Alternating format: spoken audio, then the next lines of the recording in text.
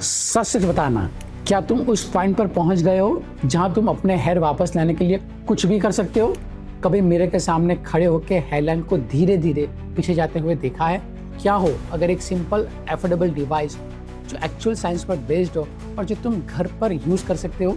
इस वीडियो में सिर्फ उस डिवाइस के बारे में नहीं बताऊंगा, बल्कि step by step exact method भी बताऊंगा जिसे तुम इसे सही तरीके से यूज कर सकते हो। ये वीडियो तुम्हारी हेयर रिग्रोथ जर्नी का टर्निंग पॉइंट भी हो सकता है। सिंपल सॉल्यूशन जो सबके सामने है। हेयर लॉस के वर्ल्ड में यूजुअली दो ही ऑप्शन दिए जाते हैं, या तो एक्सपेंसिव ट्रीटमेंट्स या फिर नेचुरल रेमेडीज जो ज़्यादा काम नहीं करते हैं।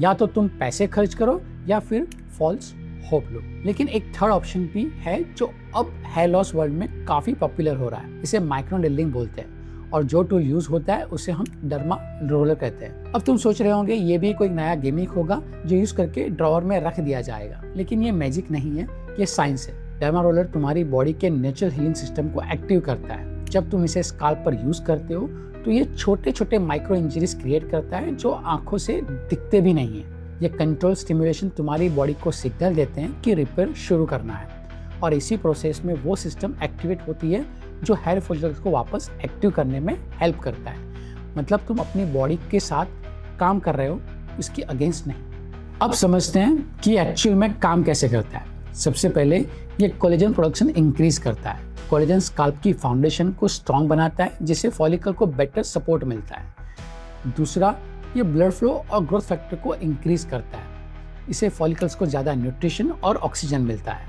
और तीसरा सबसे पावरफुल पॉइंट, जब तुम डर्मा रोलर यूज़ करते हो उसके बाद मिनॉक्सिडिल अप्लाई करते हो तो एब्जॉर्प्शन काफ़ी ज़्यादा इंप्रूव हो जाता है। एक स्टडी में देखा गया कि सिर्फ मिनॉक्सिडिल यूज़ करने वालों में बहुत कम इम्प्रूवमेंट था, लेकिन जिन्होंने माइक्रोनेडलिंग के साथ यूज़ किया उनमें मेजॉरिटी लोगों को सिग्निफिकेंट हेयर ग्रोथ दिखाई दिया। मतलब कॉम्बिनेशन यूज करने से रिजल्ट मल्टीप्लाई हो जाते हैं। अब सबसे इंपॉर्टेंट डिसीजन कौन सा रोलर रहना चाहिए। मार्केट में अलग अलग नीडल साइज मिलते हैं, जैसे कि 0.25 mm से लेकर 2 mm तक। सिंपल रूल ये है कि घर पर यूज के लिए सिर्फ 0.25 mm से 0.5 mm तक का रोलर यूज करो। 0.5 mm बिगिनर्स के लिए बेस्ट स्टार्टिंग पॉइंट होता है।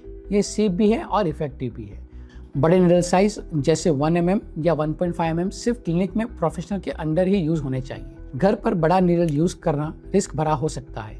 इन्फेक्शन, पेन और डैमेज का चांस बढ़ जाता है, इसलिए सेफ स्टार्ट करो और कंसिस्टेंसी पर फोकस करो। सही टूल के बाद सबसे इंपॉर्टेंट है टेक्निक। सबसे पहले हाइजीन। हर यूज से पहले और बाद में रोलर को सैनिटाइज करो। आइसोप्रोपाइल अल्कोहल में कुछ मिनट तक रखो, ये बेस्ट मेथड है। स्काल्प भी क्लीन होना चाहिए। फ्रेशली वॉश्ड और ड्राई हेयर पर यूज करो। अब रोलिंग का प्रोसेस। छोटे सेक्शन में काम करो जहां थिनिंग हो रही है। प्रेशर फर्म होना चाहिए लेकिन पेनफुल नहीं। एक प्रॉपर पैटर्न फॉलो करो। हर एरिया पर हॉरिजॉन्टल, वर्टिकल और डायगोनल डायरेक्शन में रोल करो ताकि इवनली कवरेज मिले। डायरेक्शन चेंज करते वक्त रोलर को ऊपर उठाओ, ड्रैग मत करो। रोलिंग के बाद मिनॉक्सिडिल अप्लाई करना बेस्ट होता है क्योंकि एब्जॉर्प्शन इंप्रूव होता है। और फ्रीक्वेंसी का ध्यान रखो। वीक में 1 या मैक्सिमम 2 बार ही करो। स्काल्प को हील होने का टाइम देना जरूरी है। इसे यूज करते वक्त ये 3 मिस्टेक कभी मत करना। सबसे पहले मिस्टेक है हाइजीन इग्नोर करना। डर्टी रोलर यूज करना मतलब बैक्टीरिया को डायरेक्टली स्काल्प में पुश करना।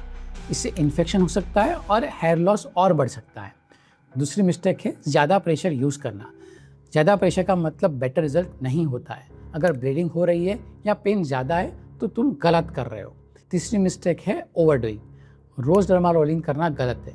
हीलिंग फेज ही वो टाइम है जब एक्चुअल इंप्रूवमेंट होती है, इसलिए पेशेंस रखो और प्रॉपर गैप करो। डर्मा रोलर अकेले भी काम करता है, लेकिन इसका रियल पावर कॉम्बिनेशन में आता है। सबसे बेस्ट कॉम्बिनेशन है मिनॉक्सिडिल के साथ। ये दोनों मिलकर रिजल्ट को काफ़ी इंप्रूव कर देते हैं। अगर तुम और एडवांस जाना चाहते हो तो डॉक्टर के साथ PRP थेरेपी या लेजर थेरेपी जैसे ऑप्शन भी डिस्कस कर सकते हो।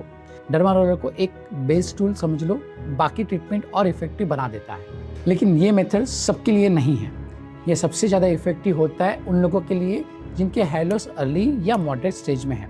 अगर स्काल्प पर इन्फेक्शन है, एक्जिमा या कोई स्किन कंडीशन है तो यूज़ मत करो। और ये भी समझ लो कि रिजल्ट ओवरनाइट नहीं आएगा। इसमें मंथ्स लग सकते हैं। हेयर ग्रोथ एक स्लो प्रोसेस है। कंसिस्टेंसी और पेशेंसी यहाँ गेम चेंजर है। तो सिंपल रिकैप करते हैं। सही निडल साइज चूज करो, हर बार सैनिटाइज करो, प्रॉपर टेक्निक फॉलो करो, वीक में 1 या 2 बार ही यूज करो और बेस्ट रिजल्ट के लिए मिनोक्सिड के साथ यूज करो। हेयर लॉस फ्रस्ट्रेटिंग जरूर है, लेकिन तुम कंप्लीटली हेल्पलेस नहीं हो। अब तुम्हारे पास नॉलेज है और एक क्लियर प्लान भी है। स्टार्ट करने से पहले प्लास्टिक सर्जन से कंसल्ट करना हमेशा सेफ रहता है। अगर ये वीडियो हेल्पफुल लगा हो तो सब्सक्राइब जरूर करो और कमेंट्स में बताओ डर्मा रोलिंग के बारे में तुम्हारा सबसे बड़ा डाउट क्या है।